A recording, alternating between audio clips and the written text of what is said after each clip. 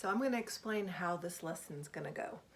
All right, so the kids are going to circle up and we're going to discuss the sounds that these kids, that the animals in the Gruffalo would make.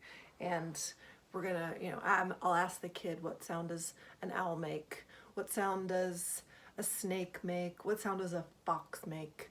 And then we're going to close our eyes, and then I'm going to tell them that if I tap on their head, they're going to become an owl. If I tap on their shoulder, they're going to become a snake. Now, once everybody's going to be assigned an animal, I'll tell the students to find a place in the room and find their family. And they're going to be able to only make that sound that is assigned to their animal.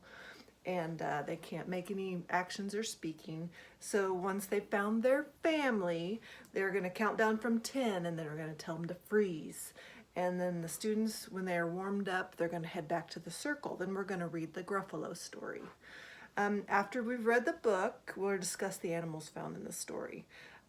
Discuss what other animals that the mouse could have encountered in the forest, and what that animal might sound like or how he might move. So when the student comes up with the animal, I'll have them demonstrate how they think the animal should sound and move, and see if another student might have a different idea about how that animal might sound.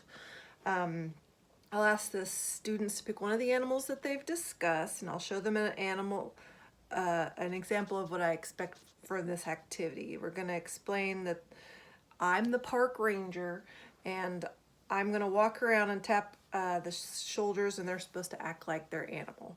And after their shoulders have been tapped, they're going to sit down, and they can watch the other animals in the forest. So I've got my ranger hat, so I'm going to go walk around and tap them on the shoulder. So once they've all been tapped, we're going to play a little music of sounds that it might sound like when you're found in a forest. Then they're going to stand up and they're going to move like that animal that they chose.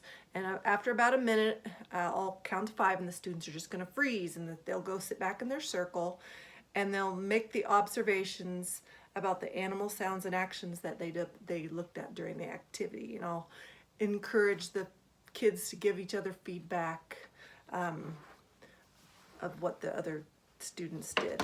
At the end of the lesson, I'll tell the students that we're going to go to sleep. So they're going to go act like their animal, find a place in the room that they're going to take a nap. And when they're all bedded down for the night, I'm going to tap them on the shoulder. They're going to go back to their desk. Then we're going to work on the short activity that is found of some of the animals in the book. And we'll draw 3 of the animals, and I'll let them choose either the 3 animals in the book. Well, there's actually 5 animals, but probably I'll have them choose one of those 5 animals to draw, and what they sounded like and how they moved. And then I'll tell them to go home, and they can try to discover a new animal that they might not have thought of, or nobody else might have thought of, that the mouse might have encountered in the forest. So that's my activity.